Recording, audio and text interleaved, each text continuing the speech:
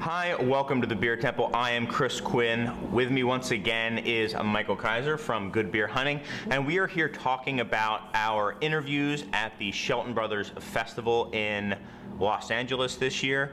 We just were watching the first Shelton Brothers interview, and we actually did a second interview. Right, we started with Jonathan, the importer. Yeah, and now it's Jonathan, but also Robert, one of the exporters. Right. Which was something, if I knew a little bit about importing, I knew even less about the exporting side of it. Yeah, I mean, I knew enough that it was happening. There was a brewery in Sebastopol, California that I interviewed once who was doing some exporting. That was kind of part of their business plan, Woodford. Mm-hmm. And that's because the guy, one of the owners was from Berlin, and his goal was to get his beer back into Berlin. Okay. And so he was starting to set up an exporter. That was the first time I'd heard from an American brewery about doing anything like that. And I knew it happened for festivals. I didn't know it was happening as a longer-term kind of business plan for breweries. Mm-hmm. And so it's really cool to be able to sit down with somebody that was like, that was their job now, is to build those relationships overseas and pave the way for American beer.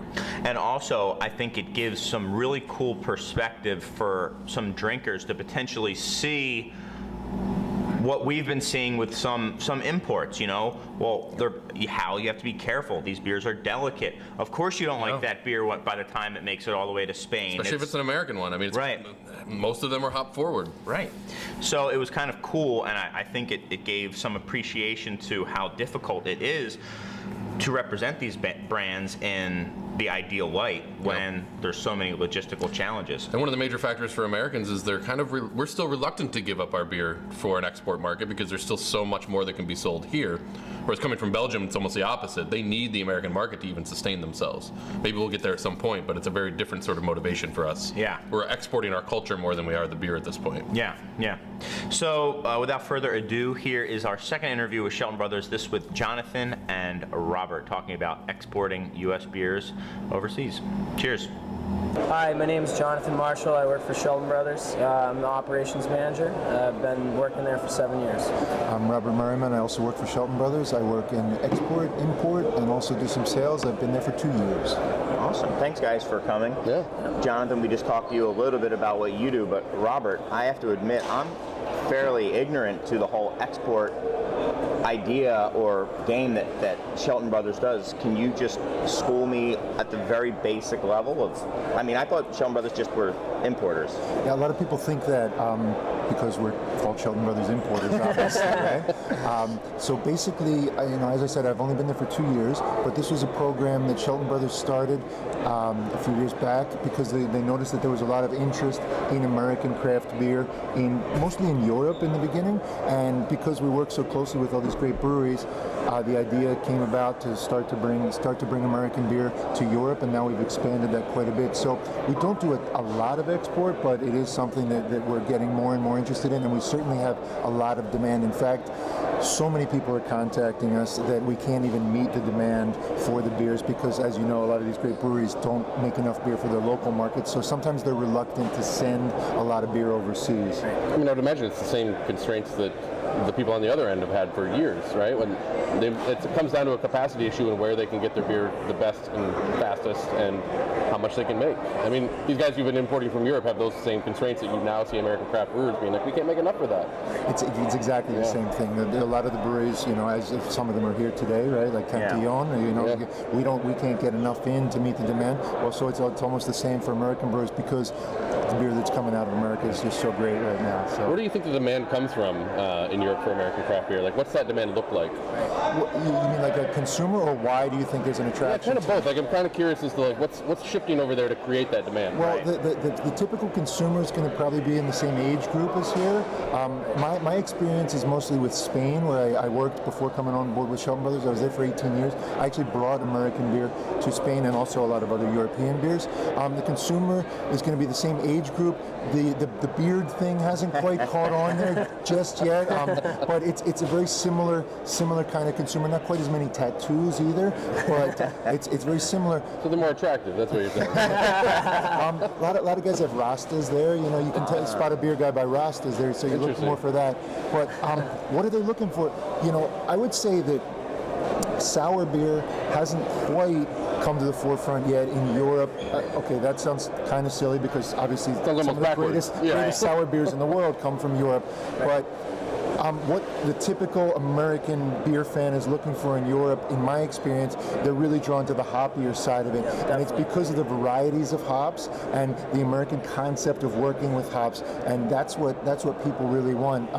One of the first things I brought, I'm going to kind of toot my own horn here, but I brought Sierra Nevada to Spain when there was nothing like that. So maybe, and I have a great amount of respect for Sierra Nevada, in no way do I mean that it's not a great beer, but maybe now there's other things that people are more interested in America. So, but when that first came to Spain, there was nothing like that. And then we started to work with Rogue, and we brought in things like Yellow Snow. Okay. And refrigerated transport is also something that we brought, because there is no refrigerated transport in Europe in general. On our end, bringing stuff in, Jonathan brings stuff cold, but nobody was bringing beer to Spain cold, and certainly trucks weren't driving around, and there were no refrigerated warehouses. So to get somebody an American IPA that was bottled, trip was about 38 days from Oregon, but it was transported fresh and cold. No one had ever tasted anything like that, so it just blew people's minds. So I would say the attraction is really the American concept of hops, and they're starting to get into the American sour thing, but that's going to take a little bit more time. And it makes sense that it would be Sierra Nevada Pale Ale, kind of the granddaddy of all kind of American-style pale ales, because what else would be exported beer-wise from America? The American styles. They can get Belgians, they can get stouts and English session beers there, but it's that American style pale that point of view. Yeah, That's same way it the captured best. us. And to some extent, like an imperial stouts too is something that's pretty dialed here as well. So that's another style. But I agree with Robert that the hoppy stuff, the extreme hoppy stuff, is what people find most interesting abroad. Yeah. Okay. Now, to me, that sounds more complex than just reversing the logistical stream, right? Because you're talking about, I mean, a lot of the stuff that you import, like gooses, sours, the Belgians, they're pretty travel hardy for a beer style. Right. Well, you're talking about sending big American hop profiles all the way to Europe, 38 days. That's a tricky thing to do. Like it's not an easily transported beer style, despite the sort of apocryphal history of hops being a preservative on the seas. Like it's not quite that way. It's funny you say that. I mean, I'm sure I'm not the first guy to think of this, but what you just said about the whole story of IPA and the hops, and I think that some people, when they think about that story of IPA, I don't know why, but I think they have this vision that like when that IPA got to India on the boat, it tasted like it's like just a hop profile. And I'm telling you, I'm sure it didn't. All it did was keep it from spoiling. That's it. So that's what happened, and so it is very difficult.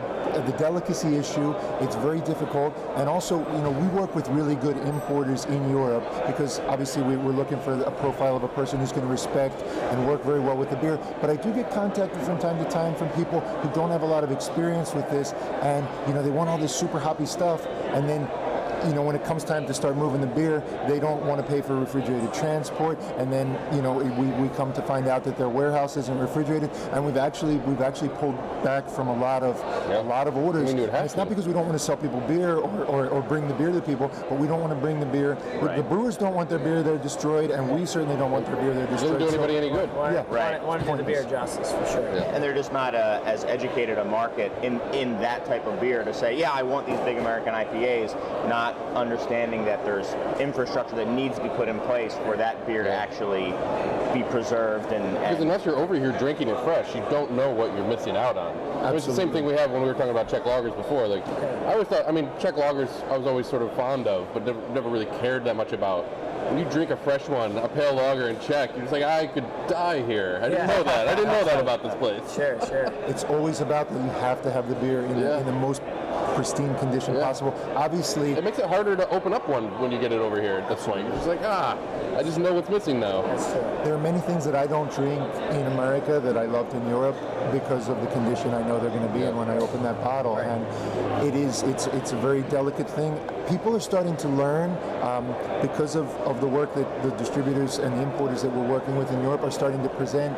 Now there's a lot of attention. There's also a lot of people telling a lot of stories about how they have cold storage, and I know that they don't. So it's sort of become like a thing you tell people you've got. But we do know that there are people in Europe that are really, really concentrating on that, and those are the people that we like to work with. That's great. And just like it was here in the U.S., it's going to take people a while to understand that, this infrastructure that you're paying for will pay pay dividends in the quality of your product, and the consumer, whether they realize why it's happening or not, will notice the difference in their glass. And I think just like in the States, it'll take some time, but I'm sure and I'm hopeful that the same thing will kind of take root in Europe or abroad as well. So good luck with all that stuff. That's exciting. It's really, really great. Repping the U.S., man. Is there, other than the hoppy profiles, is there anything else that seems, you mentioned sours, what about barrel-aged beers? Well, the barrel-aged thing, it sort of becomes a little bit price prohibitive because the whole logistical side of it, which we can talk about if you're interested in that, because that's kind of interesting how difficult it is for these importers to bring the beers in. But American, just like the monstrous stout styles too, that is something that it's either hoppy beers or they want like American When I was in imperial Stockholm, stouts. it seemed like that's all they cared about was something bourbon barrel-aged. They just wanted as much as they could get their hands on. Yeah. Now that beer gets expensive real fast when you start moving it across the world. You know, it's the same thing coming back this way, obviously, but a lot of the European countries also, you know, for a lot of reasons, the economic structures and the way the young people and their employment situation, they don't always have the disposable income that beer fans have here because maybe, you know, you don't get that kind of solid employment until you're a little bit older, so you can't drop a lot of money on a barrel-aged bottle of beer the way a lot of people do here. That's interesting. What do you think it's doing to the culture over there to have American beer kind of? I mean, 'cause for so long we've always thought of like European.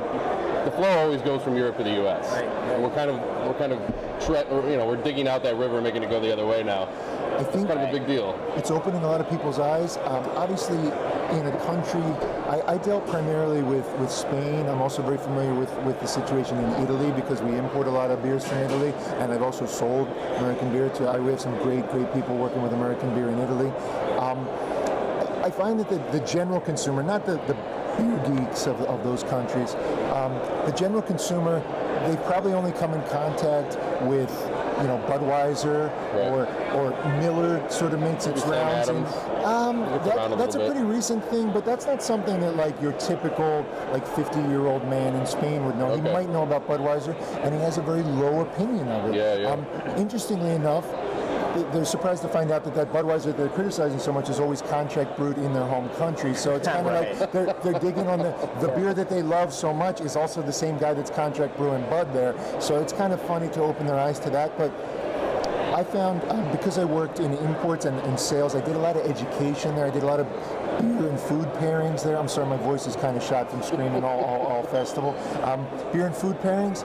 And when you put the stuff in people's hands and it's in the right condition and you explain it to them, very few people are going to say, I don't like this, you know. And if that person does, it's because they just have it in their mind. They just have decided that they don't like it, no matter what it tastes like to them. So it's a very easy sell. It's very easy to turn people onto it. And once people get it, that's all they want. You know, that's all they want. So true. And education, I think it always comes back down to just educate the consumer and educate, you know, everyone in the entire supply chain.